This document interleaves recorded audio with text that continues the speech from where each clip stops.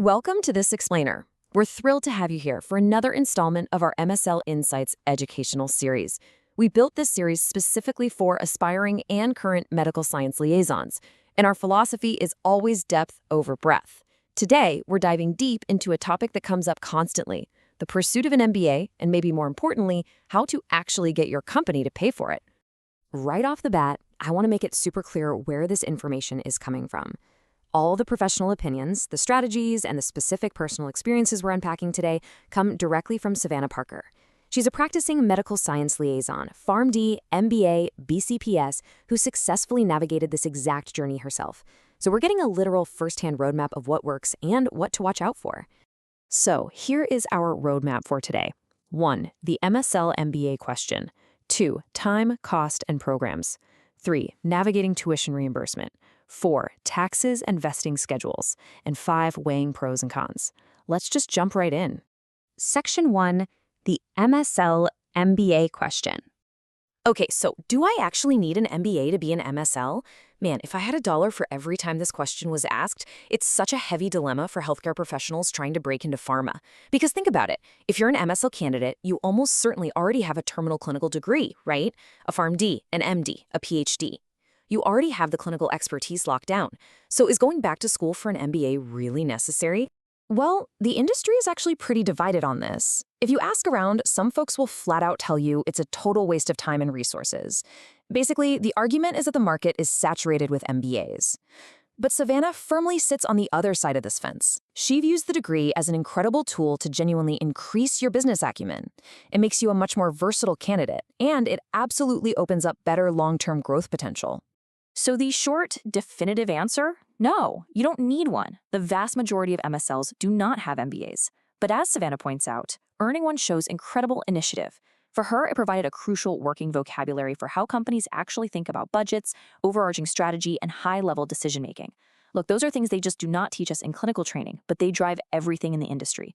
During her interviews, having that vocabulary was a massive differentiator, especially since both her hiring manager and national director had MBAs themselves. It instantly put her on their wavelength.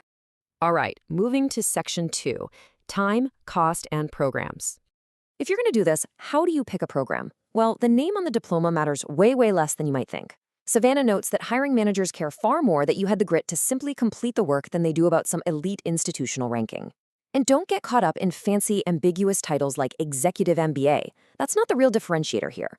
Your focus should be on keeping your costs as low as possible and picking concrete specializations like marketing or international business. Those specific skills look fantastic on a CV, especially if you ever decide to pivot into a global or commercial role down the line. I love this number right here because it is a perfect reality check on cost. $14,520. That is the exact total amount Savannah paid to complete her fully online MBA through LSU Shreveport.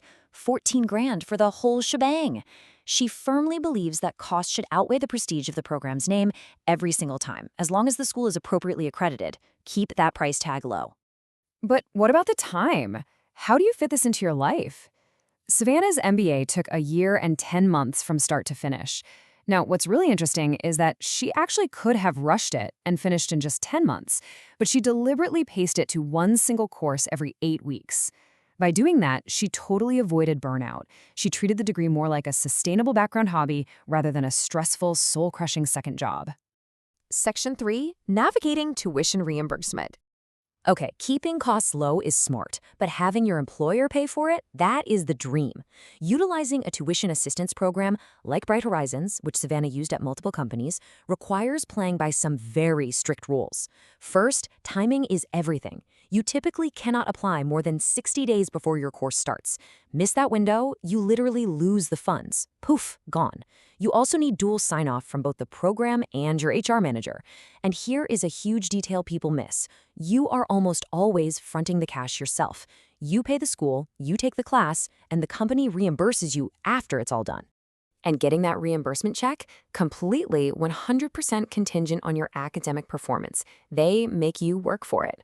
But every company grades differently. Some have a straightforward pass-fail setup. You pass, you get fully paid. Simple. But others use a tiered structure. In a tiered system, an A or a B might get you 100% back, but if you slip up and get a C, You might get a drastically reduced payout or absolutely nothing at all. You cannot guess on this. You have to read your specific company policy before you enroll in anything. Which brings us to Section 4, Taxes and Vesting Schedules. All right, let's talk about the IRS. For the year 2026, $5,250 is the magic number. That is the annual federally allowed cap on how much education reimbursement you can receive completely tax-free. Any money they give you up to that amount does not count as taxable income. This is exactly why picking a cost-effective program is so crucial. You want to squeeze as many classes as humanly possible under that tax-free umbrella. To put that into perspective, let's look at the math. Let's say you hit the jackpot and have an incredibly generous employer offering $6,000 a year in tuition assistance, and you decide to use every penny of it. Great, right? Well, yes, but remember the rule. The first $5,250 is tax-free. That remaining $750, that is going to be added directly to your taxable income for the year. It's an amazing corporate perk, for sure, but you have to know how it's going to affect your tax bill come April. Now, aside from taxes, we absolutely have to talk about vesting. Honestly, this is the single most important detail to understand before you accept a single dime of corporate reimbursement money.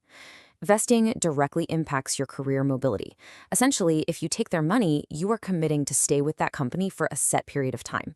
It's the classic golden handcuff scenario. And there are usually 3 ways companies structure this. Under a flat structure, you owe every cent back if you leave before a specific milestone. A tiered structure is a bit softer. It prorates the penalty depending on when you leave. But a rolling structure, that one is tricky. It means every single individual reimbursement check starts its own separate countdown clock, usually a year. You have got to sit down with HR and figure out which of these applies to you. Otherwise, you could be staring down a massive thousands of dollars surprise bill if you decide to jump ship for a new job. Finally, Section 5, weighing pros and cons. Ultimately, this whole thing is a huge balancing act. On the pro side, you are gaining an incredible business vocabulary. You're building a distinct competitive edge for interviews, and you are loudly signaling to your employers that you have serious drive. But on the flip side, the cons are real. You're going to sacrifice your evenings and weekends, you're taking on the mental stress of being a student all over again, and you are temporarily locking yourself into your current employer's timeline because of those vesting schedules. So what does this all mean for you? Remember, as an MSL candidate, you already possess the elite clinical knowledge required to do this job beautifully. An MBA is not a mandatory checkbox. So the ultimate question you have to ask yourself is this: are you in the right place right now to make this sacrifice? Is the timing truly right for your life, your stress levels, and your career goals to take this leap? If the answer is no, that is completely fine. But if you are ready, it might just be the exact catalyst that accelerates your career to the next level.